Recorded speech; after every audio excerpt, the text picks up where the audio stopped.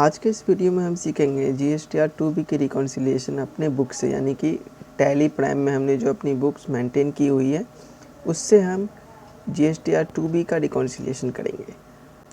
ये हमारे सामने GSTR 2B है। GSTR 2B की रिपोर्ट जनरेट हो जाती है हर मंथ की 13 तारीख तक, यानी कि जिस सप्लायर ने GSTR 1 की रिटर्न 13 तारीख या उससे पहले फाइल कर दी है उन सब की इनपुट यहाँ पे शो होगी GSTR 2B में। इसी रिपोर्ट के बेसिस पर हम ये डिसाइड करते हैं कि हमें कितना इनपुट लेना है GSTR 3B फाइल करते वक्त। GSTR 3B की जब हम कंप्यूटेशन बनाते हैं तो यहीं से हम ITC डिसाइड करते हैं कि हमें कितना ITC लेना है। GSTR 2B के रिकॉन्सिलिएशन का पर्पस यही है कि जितनी भी ITC हमने बुक्स में ले रखी है हम ये इंश्योर कर सकें कि इतना ही ITC हमें GSTR 2B में मिला हुआ है, मतलब इतनी इनपुट पार्टी ने फाइल की हुई है GSTR 1 में। जितनी इनपुट GSTR 2B में होगी हम उतना ही ले सकते हैं, उससे फालतू नहीं ले सकते। एक और पर्पस होता है GSTR 2B की रिकॉन्सिलिएशन करने का, वो ये है कि मिसिंग बिल्स होती है। कई बार हम एक्चुअल बिल्स नहीं चढ़ाते हैं, उसको चढ़ाना मिस हो जाता है, तो वो सारी इनपुट हमें GSTR 2B में यहाँ पे शो होगी। तो जितनी इनवॉइस मिसिंग है हम उसके बिल्स मंगा लेंगे और उसकी हम एंट्री अपने बुक्स में कर लेंगे और उसके बाद ITC बढ़ जाती है। तो ये दो पर्पस होते हैं GSTR 2B के रिकॉन्सिलिएशन करने का। हम एक और चीज़ समझ लेते हैं साथ में, GSTR 2A और 2B में क्या अंतर होता है। GSTR 2A में भी ITC शो होती है, GSTR 2B में भी ITC शो होती है, लेकिन GSTR 2B का जो नेचर होता है वो फिक्स्ड नेचर होता है, यानी कि जो 13 तारीख तक जितनी भी GSTR 1 फाइल हुई है उसी के बेसिस पे जो ITC बनी है वो उतना ही रहता है, यानी कि वो स्टिल रहता है। हम आज डाउनलोड कर रहे हैं, चाहे 1 साल के बाद हम डाउनलोड करेंगे, ITC उतना ही उसमें शो होगा। लेकिन GSTR 2B का जो नेचर होता है वो वेरिएबल होता है। ये वेरिएबल क्यों होता है ये भी समझ लेते हैं। कई बार ही पार्टी 13 तारीख के बाद भी लेट रिटर्न फाइल करती है, तो इस वजह से वहाँ पे ITC वेरी हो जाता है, तो इस वजह से वो चेंज होती रहती है। तो जो हम रिकॉन्सिलिएशन करेंगे ITC की कंप्यूटेशन करने के लिए, तो वो हम GSTR 2B से ही करते हैं। मान लीजिए कि कोई सप्लायर अपना GSTR 1 13 तारीख के बाद फाइल करता है, तो उसका जो ITC है वो हमें नेक्स्ट मंथ में मिल जाएगा। तो ये हमने बेसिक चीज़ें समझ ली हैं कि GSTR 2B क्या होता है, GSTR 2A क्या होता है। अब हम मेन चीज़ सीखते हैं कि इसका रिकॉन्सिलिएशन कैसे होता है। हमारे चैनल को सब्सक्राइब कर लीजिए ताकि ऐसी और भी वीडियोस आप तक आसानी से पहुंचते रहें। तो यहाँ पे हमने GSTR 2B ऑलरेडी डाउनलोड कर रखी है। तो GSTR 2B का रिकॉन्सिलिएशन करने से पहले हम ये जान लेते हैं कि ये रिपोर्ट हम डाउनलोड कैसे करते हैं GST की पोर्टल से। तो उसके लिए हम गूगल पे आ जाते हैं। गूगल पे हम लिखते हैं GST। आपने अगर बुकमार्क सेव कर रखा होगा तो आप डायरेक्ट भी वहाँ से जा सकते हैं। हमें GST लॉगिन में जाना है।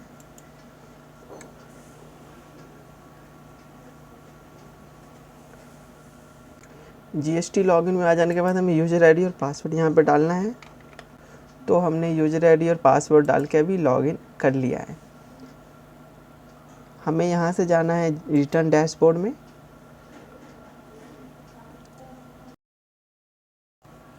और हम पीरियड सेलेक्ट करेंगे। हम यहाँ पे नवंबर मंथ की मान लीजिए रिकॉन्सिलिएशन कर रहे हैं, तो हम नवंबर मंथ यहाँ से सिलेक्ट कर लेंगे इसी फाइनेंशियल ईयर में 2022-23 में। अब हम करेंगे सर्च, तो यहाँ पे जितनी भी रिटर्न होती है वो यहाँ पे शो करती है। तो हमें GSTR 2B में जाना है और यहाँ पे डाउनलोड पे जाना है। और डाउनलोड पे जाके हमें generate excel file to download पे जाना है, यहाँ पे करना है क्लिक। तो यहाँ पे आप देख सकते हैं GSTR 2B का रिपोर्ट डाउनलोड हो गया है। अब हम इसका रिकॉन्सिलिएशन करेंगे। तो हमने ऑलरेडी यहाँ पे ये डाउनलोड किया हुआ है। ये इसमें कई सारे टैब्स होते हैं, रीडमी होता है, यहाँ पे बेसिक इन्फॉर्मेशन होती है, इंस्ट्रक्शंस यहाँ पे दी हुई रहती है। यहाँ से बेसिकली दो चीज़ों पे जाना होता है, B2B और B2B CDNR। मतलब कोई डेबिट क्रेडिट नोट है तो यहाँ पे शो करता है। अगर कोई सप्लायर ने क्रेडिट या डेबिट नोट फाइल की हुई होती है तो वो यहाँ पे शो होती है, और जो इनवॉइसेस होती है वो यहाँ पे शो करती है। तो आइए हम इसका रिकॉन्सिलिएशन करना सीखते हैं। तो हम यहाँ से टैली प्राइम पे आ जाते हैं। हम यहाँ पे 3B पे आ चुके हैं। इसमें मैं आपको स्टार्टिंग से बताता हूँ कि हमें जानी है यहाँ से डिस्प्ले में, डिस्प्ले के बाद जानी है रिपोर्ट्स में, DO शॉर्ट की है, इससे भी जा सकते हैं। और इसके बाद हमें GSTR 3B में जाना है। और इसके बाद हमें पीरियड चेंज करना है। हम नवंबर मंथ का रिकॉन्सिलिएशन कर रहे हैं, तो हम नवंबर मंथ सेलेक्ट कर लेंगे। 1/11/22 से 30/11/22। और आप ये देख सकते हैं कि आउटवर्ड सप्लाई है यहाँ पे ITC है। हमें आउटवर्ड सप्लाई से अभी कोई मतलब नहीं है, हमें सिर्फ एलिजिबल ITC पे जाना है। इसके 2 व्यू हो सकते हैं, आप में शायद ये वाला व्यू भी शो कर रहा हूँ। 2 व्यू होते हैं, रिटर्न व्यू और नेचर व्यू। तो हमें रिटर्न व्यू पे आ जाना है, और रिटर्न व्यू पे आ जाने के बाद हमें एलिजिबल ITC पे जाना होता है। यहाँ पे हमें ऑल अदर ITC पे जाना होता है। ऑल अदर ITC में सब कुछ शो होता है, मतलब कोई डेबिट क्रेडिट नोट है तो वो भी यहाँ पे शो हो रहा है, और जितने भी परचेसेज है वो सारी यहाँ पे शो होती है। सारी ITC जितनी भी हमने बुक्स में चढ़ाई हुई है वो सभी यहाँ पे शो होती है। तो हम इसी का रिकॉन्सिलिएशन करते हैं। अभी तो मैंने ये समझाने के पर्पज़ से ज़्यादा बिल्स इसमें लिए नहीं हैं, 5 ही लिए हुए हैं। आपके में ज़्यादा भी हो सकता है, तो इसको हमेशा एक्सेल में एक्सपोर्ट करना है, उसके बाद रिकॉन्सिलिएशन इसका करना है। तो हम भी यहाँ पे ऐसे ही करते हैं। पहले इसको हम एक्सपोर्ट कर लेते हैं एक्सेल में, Ctrl+E शॉर्ट की है। इसके बाद कॉन्फ़िगर में आ जाते हैं, PDF में अभी ये है तो इसको हम चेंज कर लेते हैं। यहाँ पे लिखते हैं फाइल, FI, फाइल फॉर्मेट पे जाते हैं, PDF है, इसको हम एक्सेल कर लेते हैं।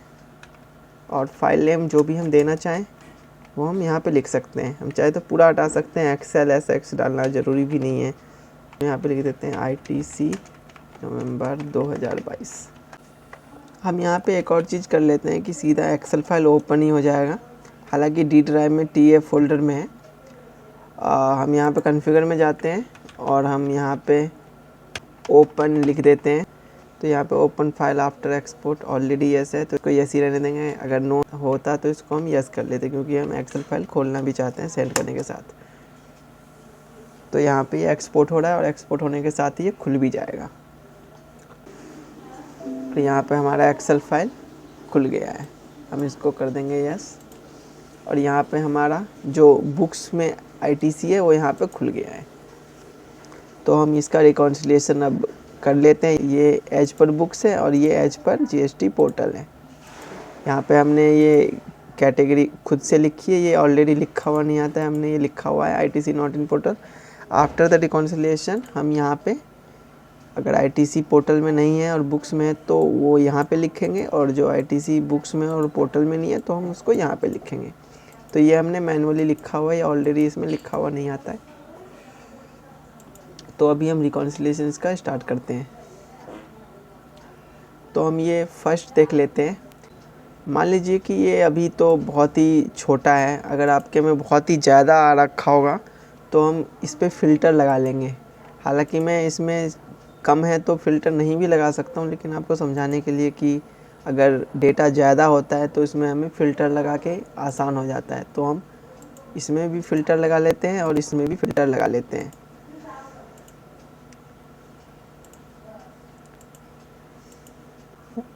यहाँ पे हम जो पार्टी का नाम है उसको हम A to Z रखेंगे, तो इससे आसानी हो जाएगी। Ctrl+Z करते हैं। इस पे ये यहाँ पे ग्रैंड टोटल आ रहा था बीच में, तो इसको एक बार गैप दे देते हैं, तो अब ये यहाँ पे बीच में आएगा नहीं। तो अब हम कर देते हैं शॉर्ट A to Z। तो यहाँ पे अल्फ़ाबेटिकली सारी पार्टी अरेंज हो गई है। ये अल्फ़ाबेटिकली है और ये भी यहाँ पे अल्फ़ाबेटिकली अब हम कर देते हैं शॉर्ट A to Z। तो अभी हम ये देखते हैं, पहले फर्स्ट बिल से देख लेते हैं। पहले हम बुक से देख लेते हैं ABC प्राइवेट लिमिटेड का। ये बिल है यहाँ पे 1 नवंबर का है, तो ये ABC प्राइवेट लिमिटेड का है, ये ABC प्राइवेट लिमिटेड है।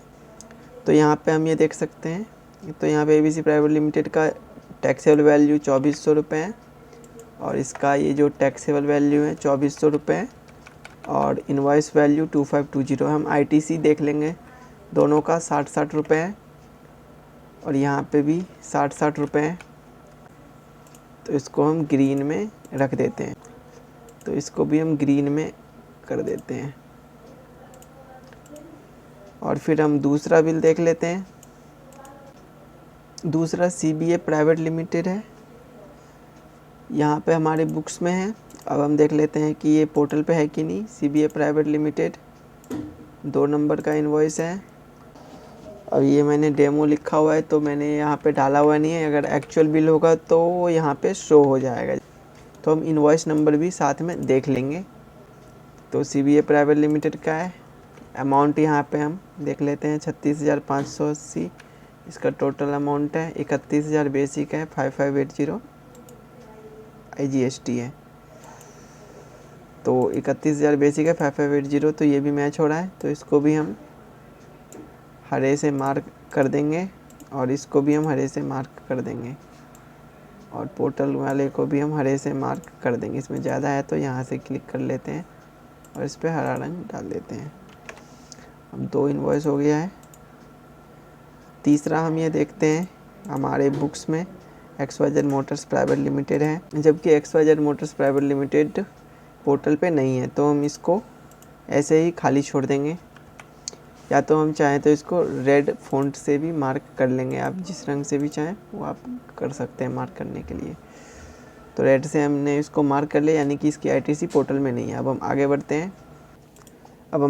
हैं। XYZ प्राइवेट लिमिटेड 23,000 इसका टैक्सेबल अमाउंट है। अब हम पोर्टल पे आ जाते हैं। XYZ प्राइवेट लिमिटेड यहाँ पे है, 23,000 इसका बेसिक है और 1550 और 1550 की CGST और SGST है। पोर्टल पे है तो इसको भी हम हरे से मार्क कर देंगे। पोर्टल पे आ जाते हैं और इसको भी हम हरे से मार्क कर देंगे।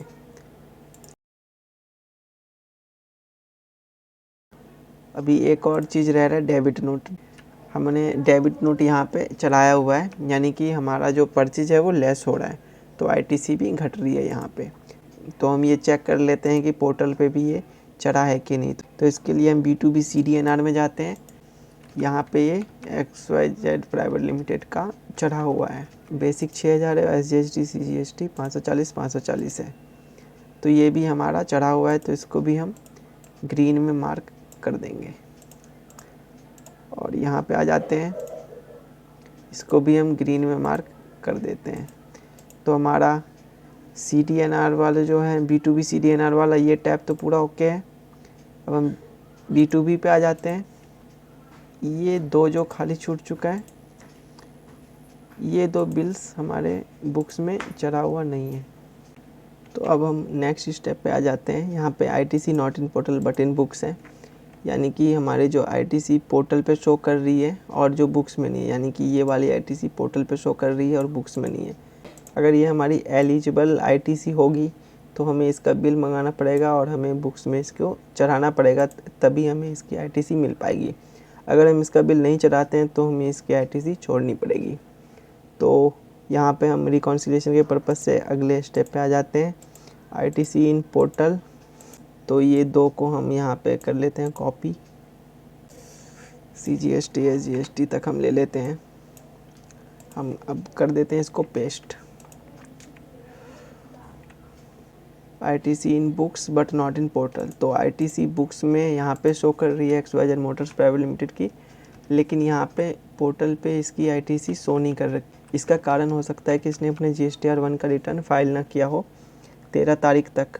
हो सकता है कि ये 13 तारीख के बाद फाइल करे तो इसका इनपुट हमें नेक्स्ट मंथ में मिलेगा, या जब भी ये GSTR 1 फाइल करेगा उसके बाद ही हमें इसका इनपुट मिलेगा। तो इस मंथ के लिए हमें इसका इनपुट छोड़ना पड़ेगा। तो हम इसको कर देते हैं कॉपी। तो हम इसको यहाँ से कॉपी कर लेते हैं, पूरा से कॉपी करके इधर आ जाते हैं। हम कर देते हैं यहाँ पे पेस्ट और जिस कॉलम में CGST SGST है उसी के साथ इसको मिला देते हैं। सेस और टोटल टैक्स को हटा देते हैं। स्टेट टैक्स को स्टेट टैक्स में ले जाएंगे, ITC को ITC में ले जाएंगे और टैक्सेबल को टैक्सेबल में ले जाएंगे।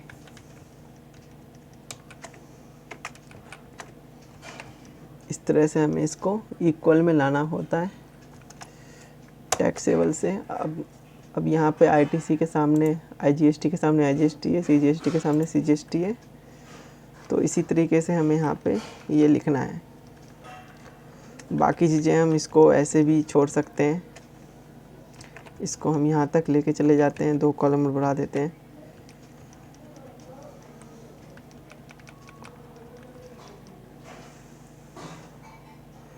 थिक बॉटम लाइन हमने यहाँ पे कर लिया, अब ये सेपरेट हो गया है।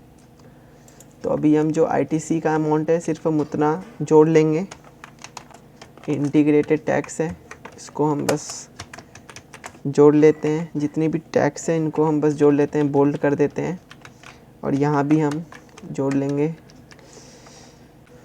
सॉरी, अब हम इस दोनों को हटा देंगे क्योंकि ये वाला हरा वाला तो था ही नहीं, हमें सिर्फ रेड वाला जो कि यही वाला बिल है जो पोर्टल पे नहीं है, सिर्फ ये एक ही है, तो इसमें हमें जोड़ने की कोई ज़रूरत नहीं है। तो इस तरह से रिकॉन्सिलिएशन होता है। अब हम इंश्योर कर लेते हैं कि हमने जो डिफरेंसेस फाइंड किए हैं वो ठीक है कि नहीं। तो इसके लिए हमें क्या करना होगा, इसके लिए हमें अपने बुक्स पे आ जाना है। जितनी ITC यहाँ पे शो कर रही है सबको हमें कॉपी कर लेना है। अब हम यहाँ पे आ जाते हैं जहाँ पे हमने सब सारी डिफरेंसेस लिख रखी हैं। अब हम इसको पेस्ट कर देते हैं। तो ये हमारी एज पर